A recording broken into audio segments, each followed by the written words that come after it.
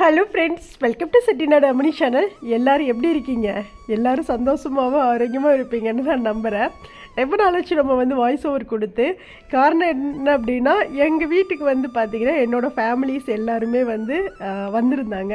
அதனால் பார்த்திங்கன்னா கிட்டத்தட்ட ஒரு 10 டேஸாக ஒரே டூர் தான். எல்லா பக்கமும் டூர் போயிட்டு வந்தோம். ரொம்ப சூப்பராக இருந்தது. ரொம்ப ஜாலியாக என்ஜாய் பண்ணோம். ஒவ்வொரு பக்கம் போன பக்கம்லாம் சின்ன சின்ன கிளிப்பிங்காக வீடியோஸ் எல்லாம் எடுத்தேன். இப்போ இது பார்த்திங்கன்னா ஒரு டூரிஸ்ட் பிளேஸாகவே ஆக்கிட்டாங்க. இது எங்கே இருக்குது அப்படின்னா, எங்கள் ஊர் கோபிச்செட்டிப்பாளையத்தில் இருக்கக்கூடிய கொடிவேரி அணை தான் இது. ரொம்ப சூப்பராக இருக்கும். அப்போல்லாம் பார்த்திங்க அப்படின்னா ரொம்ப சிம்பிளாக இருந்த கொடிவேரி அணை இப்போ அவ்வளோ டெவலப் ஆகிடுக்குது. நம்ம இந்த வெயிலுடைய அந்த வெக்கையை தணிக்கிறதுக்கு கண்டிப்பாக இங்கே ஒரு டைம் வந்துட்டு போங்க. எங்கேருந்து வந்தாலும் பார்த்தீங்க அப்படின்னா கோபிச்செட்டிப்பாளையம் அங்கேருந்து கொடிவேரி அணை அப்படின்னு சொல்லிட்டு நீங்கள் டிக்கெட் எடுத்துகிட்டு போனாவே போதும். இந்த இடத்துக்கு போயிடலாம். ரொம்ப சூப்பராக இருக்கும். காலையிலே பார்த்தீங்கன்னா நாங்கள் ஒரு 9:30 மணிக்கெலாம் உள்ளே போயிட்டோம். திரும்பி ஈவினிங் வரும்போது மணி 4 மணி. ரொம்ப ஜாலியாக அந்த ஒரு நாள் ஃபுல்லாக தண்ணியிலே இருந்து அவ்வளோ ஜாலியாக என்ஜாய் பண்ணோம்.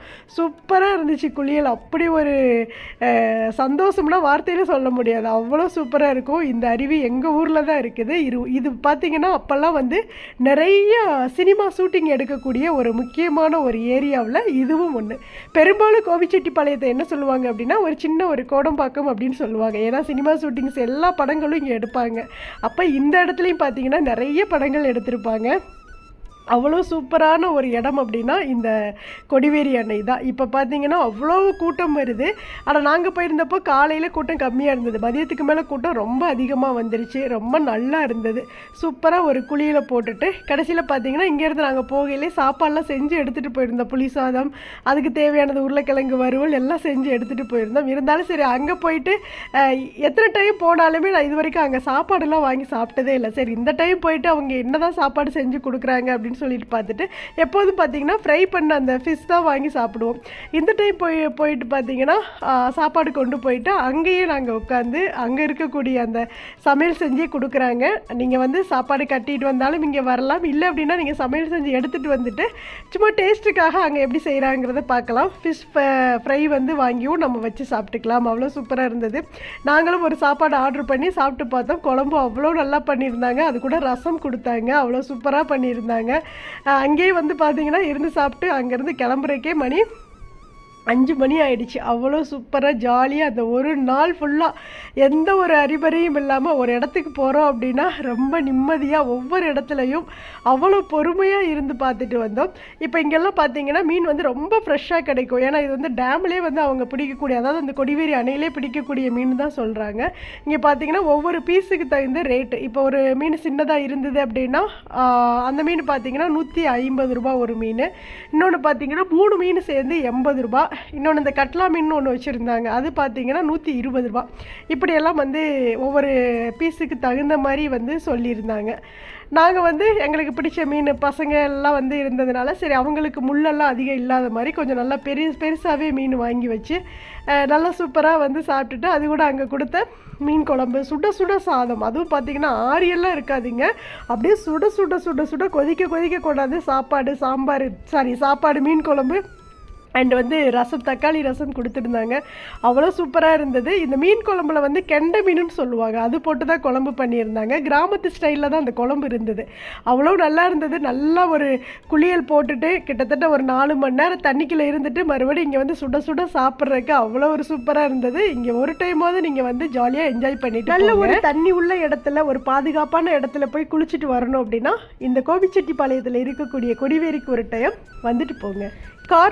காரில் வந்தீங்க அப்படின்னா 50 ரூபா கார் பார்க்கிங் வாங்குறாங்க. 2 வீலரில் வந்தால் 20 ரூபா வாங்குவாங்க. ஒரு ஆளுக்கு பார்த்தீங்கன்னா 5 ரூபா டிக்கெட்டு. காலையில் போயிட்டோம் அப்படின்னா ஈவினிங் வரைக்கும் நல்லா ஃப்ரீயாக இருந்து நல்லா உட்காந்து படுத்துக்கிட்டு அதுக்கப்புறம் பார்த்தீங்கன்னா கீழே குளம் மாதிரியெல்லாம் இருக்குது. அதிலெல்லாம் ரொம்ப ஜாலியாக குழந்தைங்கள்லாம் விளையாட வச்சு நம்மளுக்கு எந்த மாதிரியெல்லாம் குளிக்க பிடிக்குமோ அந்த மாதிரியெல்லாம் இந்த ஃபால்ஸில் உட்காந்து குளிச்சுட்டு போகலாம். அவ்வளோ சூப்பராக இருக்கும். சேஃப்டியும் ரொம்ப ரொம்ப நீட்டாக இருக்கும். நீங்கள் தாராளமாக பயம் இல்லாமல் ஃபேமிலியோடு அண்ட் ஃபேமிலியெல்லாம் நம்மளுடைய ஃப்ரெண்ட்ஸ் ஃபேமிலியெல்லாம் சேர்ந்து வந்து தாராளமாக இங்கே வந்து குளிச்சுட்டு போகலாம். அவ்வளோ சூப்பராக இருக்கும். கண்டிப்பாக நீங்கள் எங்கே இருந்தாலும் சரி இந்த வீடியோ பார்த்தீங்க அப்படின்னா ஒரு டைம் நீங்கள் வந்து கொடிவேரியில் வந்து குளிச்சுட்டு போங்க. அந்த அனுபவத்தை நீங்கள் மறக்கவே முடியாது. அவ்வளோ சூப்பரான ஒரு ஏரியா அப்படின்னா கோபிச்செட்டிப்பாளையத்தில் இருக்கக்கூடிய இந்த கொடிவேரி அணை தான். இங்கேயே பார்த்தீங்கன்னா பரிசல் படகு, அதாவது படகு சவாரியெல்லாம் போவோம்ல, அது எல்லாமே இருக்குது. அதுக்கும் பார்த்தீங்கன்னா ஒரு ஆளுக்கு 50 ரூபா வாங்குறாங்க. ரொம்ப சூப்பராக இருந்தது. எல்லா அனுபவங்களையும் ரொம்ப ரசிச்சுட்டு ரொம்ப நிம்மதியாக ஒரு சின்னதாக ஒரு டூர், பக்கத்தில் ஒரு நம்ம வீட்டுக்கு பக்கத்தில் ஒரு இடம் இருந்தது அப்படின்னா எவ்வளவு ஜாலியாக நம்ம போய் என்ஜாய் பண்ணிட்டு வர முடியுமோ அந்தளவுக்கு ரொம்ப ஜாலியாக என்ஜாய் பண்ணிட்டு வந்தோம். கண்டிப்பாக இந்த பதிவு வந்து உங்கள் எல்லாருக்குமே பிடிச்சிருக்கும். பிடிச்சிருந்ததுன்னா செட்டிநாடு அம்மணி சேனலை சப்ஸ்கிரைப் பண்ணிக்கோங்க. அடுத்தடுத்த பதிவில் இன்னும் நிறைய வீடியோஸ் நம்ம பார்ப்போம். ஒரு 2 வீடியோ வந்து வாய்ஸ் இல்லாமல் கொடுத்துருந்தேன். ஏன்னா என்னால் உட்காந்து பேசக்கூடிய டைம் எனக்கு கிடைக்கல. ஏன்னா ஓவர் வேலை இருந்தது. எல்லாருமே ஜாலியாக ஃபேமிலியாக இருந்ததுனால என்னால் கரெக்டாக வந்து வாய்ஸ் ஓவர் கொடுத்து என்னால் வீடியோ கொடுக்க முடியல. கொடுக்காமல் இருந்தாலும் ஐயோ அக்காவை காணாமேன்னு எல்லோரும் எதிர்பார்த்து கமெண்ட் போட ஆரம்பிச்சிட்டீங்க. அக்கா எங்கே போனீங்க, வீடியோ கொடுங்க அப்படின்ட்டு.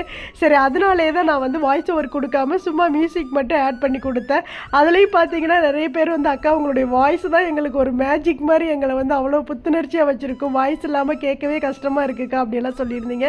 நிறைய பேர் அந்த விசில் கோலம் போட்டதுக்கு அவ்வளவு பாராட்டுக்கள் வந்திருந்தது. எல்லாருக்கும் ரொம்ப ரொம்ப நன்றி.